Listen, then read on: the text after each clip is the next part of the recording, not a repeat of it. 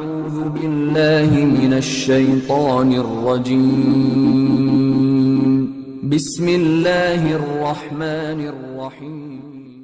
اسلام نے فرمایا لوگو میں تمہیں اللہ یاد دلاتا ہوں، خدا خوفی کی بات کرتا ہوں، اللہ سے ڈرنا اور اللہ کو یاد رکھنا، کبھی نہ بھولنا، میری اہل بیت کے ساتھ سلوک کرتے ہوئے، میری اہل بیت کے ساتھ معاملہ کرتے ہوئے اللہ کو سامنے رکھنا، میری اہل بیت کی محبت اور مودت اور ان کے ساتھ معاملے کو سامنے رکھتے ہوئے اللہ کو یاد رکھنا۔ اور دوسری مقام پہ فرمایا اذکرکم اللہ فی اہل بیتی، اذکرکم اللہ فی اہل بیتی، اذکرکم اللہ فی اہل بیتی، میں تمہیں اپنی اہل بیت کے معاملے میں حکم دیتا ہوں کہ اللہ کو یاد رکھنا۔ جب میری اہل بیت کا ذکر آئے تو خدا خوفی کرنا، خدا کو یاد رکھنا۔ اب ایک سوال میں کرتا ہوں، کیا کوئی شخص کسی مکتب فکر کا جو اہل سنت والجماعت ہونے یا سلفی ہونے یا اہل حدیث ہونے کا دعوے دار ہے، ان مکاتب فکر سے کوئی انکار کر سکتا ہے کہ یہ حدیث صحیح نہیں ہے؟ کوئی انکار نہیں کر سکتا کہ یہ حدیث صحیح نہیں ہے، یہ حدیث صحیح ہے۔ دوسری بات، کیا کوئی کہہ سکتا ہے کہ صحیح مسلم میں نہیں ہے؟ نہیں کہہ سکتا۔ صحیح مسلم حدیث نمبر 2408 مناقب اہل بیت میں یہ حدیث۔ تیسری چیز اب جو بڑی امپورٹنٹ ہے وہ یہ، مسلمان کا عقیدہ امام حسین کی اہل بیت اطہار کے نفوس قدسیہ کی بات نہیں کر رہا، حضور علیہ السلام پر تو ہے نا۔ کوئی ذکر حسین کا اگر منکر بنتا ہے، مودت اہل بیت کی بات کو اہم نہیں جانتا، محبت اہل بیت کے معاملے میں اس کی افس اور بٹس ہیں، ایک طرف رکھیں۔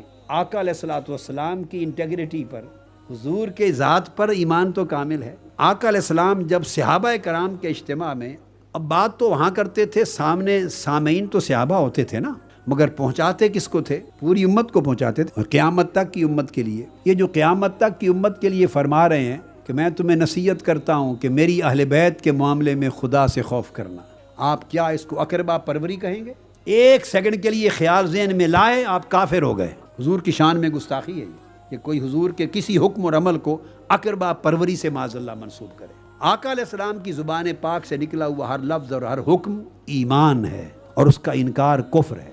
تو جب آقا علیہ السلام اہمیت دے کے 3 مرتبہ ریپیٹ کر کے امت کو فرما رہے ہیں کہ میری اذکرکم، میں تمہیں یاد کراتا ہوں، نہ بھولنا خدا کو جب میری اہل بیت کے ساتھ معاملے کا وقت آئے۔ جب یہ ارشاد فرما رہے ہیں بار بار، تو آپ اس کا معنی کیا لیتے ہیں؟ آقا علیہ السلام کا منشا کیا تھا؟ تو آقا علیہ السلام اپنی اہل بیت کے ساتھ محبت اور مودت کا منشا دے رہے ہیں، خدا کو نہ بھولنا میری اہل بیت کے معاملے میں۔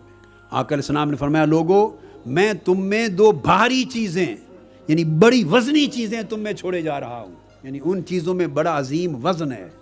ثقلین، ان کو ہلکا نہ جاننا۔ ثقلین کا لفظ کیوں استعمال کیا؟ میں ذکر حسین اور محبت حسین اور مودت اہل بیت کی اہمیت بتا رہا ہوں، ان کو ہلکا نہ جاننا، ایسے نظر انداز نہ کر دینا، یہ نہ سمجھنا کہ اتنا ضروری نہیں۔ دین آپ نے اور ہم نے بنایا ہے یا اللہ نے بھیجا اور رسول نے بتایا اور ہمیں پہنچایا ہے؟ کس نے پہنچایا ہے دین؟ رسول پاک صلی اللہ علیہ وسلم۔ اب ان کا اس سبجیکٹ پر ان کا بیہیویئر کیا ہے، ان کا کنسرن کیا ہے، ان کا ایپٹیچیوڈ کیا ہے، وہ کتنی اہمیت دے رہے ہیں، کتنا ایمفسائز کر رہے ہیں، یہ بات سمجھنے والی۔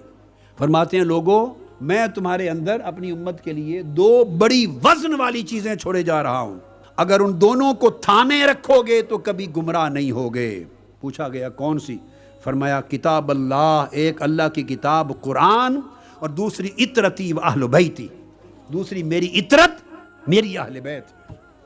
جس طرح قرآن کو نظر انداز کر دینا جرم ہے، اس طرح محبت اور مودت اہل بیت کو نظر انداز کر دینا جرم ہے۔ جس طرح قرآن کو پڑھ پڑھ کے لذت آتی ہے تو ایمان اور حلاوت ہے ایمان کی، اس طرح ذکر اہل بیت ہو تو دلوں میں لذت اور حلاوت آنی چاہیے، پتہ چلے کہ صاحب ایمان ہے۔ جو شخص اہل بیت کا ذکر سن کر حلاوت محسوس نہیں کرتا، لذت محسوس نہیں کرتا، کیفیت محسوس نہیں کرتا، اسے جان لینا چاہیے کہ وہ حلاوت ایمانی سے محروم ہے۔ سیدنا صدیق اکبر رضی اللہ تعالیٰ عنہ کہ خدا کی قسم رسول اللہ کی قرابت مجھے اپنی قرابت سے زیادہ پیاری ہے، اور صحیح بخاری کے لفظ ہیں، انہوں نے فرمایا کہ ارقبو محمدن فی اہل بیتہ، یعنی حضور کی اہل بیت میں مصطفیٰ کو دیکھنا، حضور کی اہل بیت میں حضور کا نظارہ کرنا، حضور کی اہل بیت کے تعلق میں حضور کا حیا کرنا، حضور کی اہل بیت کی محبت، مودت، عزت اور احترام کے ذریعے حضور کو خوش کرنا، یعنی اہل بیت کے شیشے میں، آئینے میں حضور کو دیکھنا، جب اہل بیت کے کسی شہزادے سے تعلق کا وقت آئے، علی شیر خدا ہوں یا سیدہ فاطمۃ الزہرا ہوں، امام حسن مجتبیٰ ہوں یا امام حسین سید الشہداء ہوں، زین العابدین ہوں یا امام محمد الباقر ہوں، جعفر الصادق ہوں یا موسیٰ کاظم ہوں، جب آقا کی آل پاک اور اہل بیت اطہار کو دیکھو، ایمان یہ ہے کہ ان کے آئینے میں تمہیں مصطفیٰ کا چہرہ نظر آئے. سو جب ان کا حیا کرو تو تمہیں پتہ ہو کہ ان کا نہیں مصطفیٰ کا حیا ہو رہا ہے، ان سے مودت نہیں مصطفیٰ سے ہو رہی ہے، ان کے نہیں مصطفیٰ کی محبت ہو رہی ہے، ان کی تعظیم نہیں مصطفیٰ کی تعظیم ہو رہی ہے. ارقبوا محمدًا فی اہل بیتہ، یہ صحیح بخاری کی حدیث سے صحیح سیدنا صدیق اکبر نے نصیحت کی اپنے دور خلافت میں صحابہ کرام کو. یہ اصول وضع کر دیا کہ حضور کی اہل بیت کو دیکھو تو اگر تم صاحب ایمان ہو تو اہل بیت کے اندر تمہیں حضور علیہ السلام نظر آنے چاہیے، ذات مصطفیٰ دکھائی دینی چاہیے. اہل بیت ایک آئینہ ہے، اس آئینے میں چہرہ مصطفیٰ دکھائی دے. اس لیے ان سے محبت حضور سے محبت ہے. اب یہ عقیدہ اہل سنت ہے. اب اگر ارقبوا محمدًا فی اہل بیتہ کی روش نہیں تو آپ کا تعلق صدیق اکبر رضی اللہ تعالیٰ عنہ کے ساتھ بھی کوئی نہیں، اور جو سیدنا صدیق اکبر کا نہیں وہ کہاں کا اہل سنت ہے؟ وہ خارجی ہے، بے ایمان، جسے حکم رسول کا حیا نہیں، وہ کہاں کا اہل سنت ہے؟ تمام صحابہ کرام کا، سیدنا فاروق اعظم کا عمل بھی یہی تھا، سیدنا صدیق اکبر کا، سیدنا فاروق اعظم کا، سیدنا عبداللہ ابن عمر کا، جمیع صحابہ کرام کا. حضرت عمر بن عبدالعزیز رضی اللہ تعالیٰ عنہ، ان کا طریقہ تھا، امام حسن مجتبیٰ کے پوتے تھے، امام حسن مجتبیٰ کے پوتے، ان کا نام تھا امام عبداللہ الکامل، حضرت عبداللہ بن الحسن المثنى بن الامام حسن المجتبیٰ.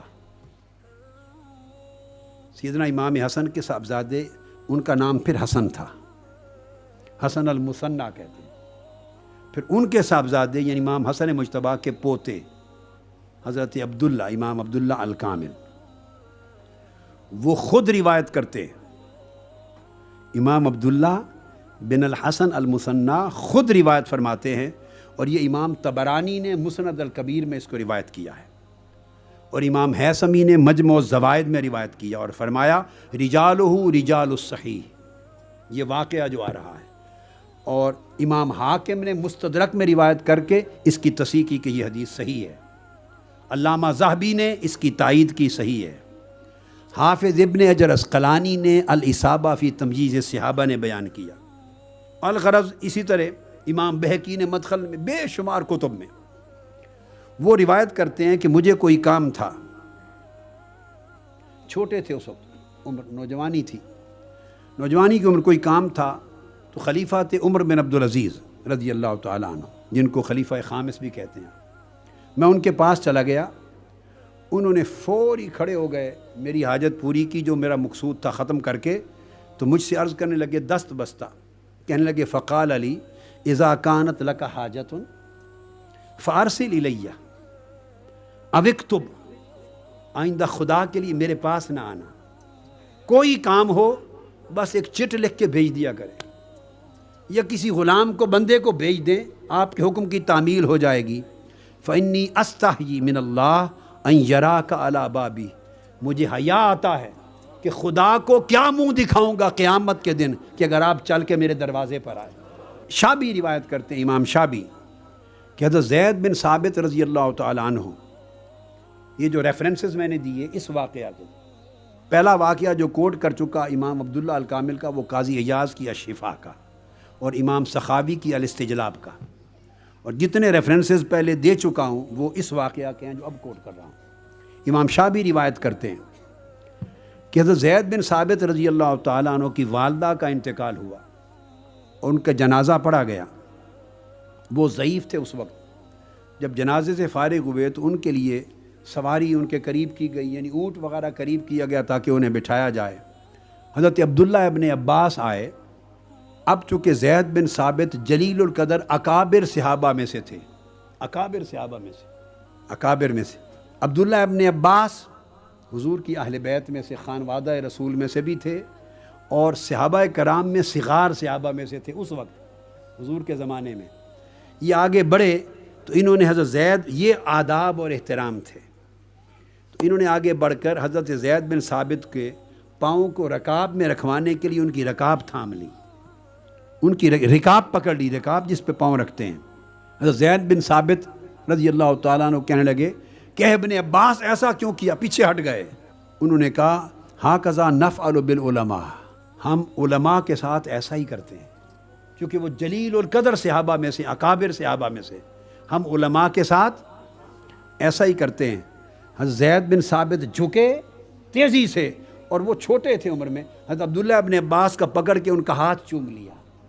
فقبل ید ابن عباس، انہوں نے پوچھا آپ نے حضرت یہ کیا کیا؟ قال ہاکذا امرنا ان نفعل باہل بیت نبینا، یہ حکم ہے ہمیں کہ مصطفیٰ کی اہل بیت کے ساتھ ہم ایسا کیا کریں۔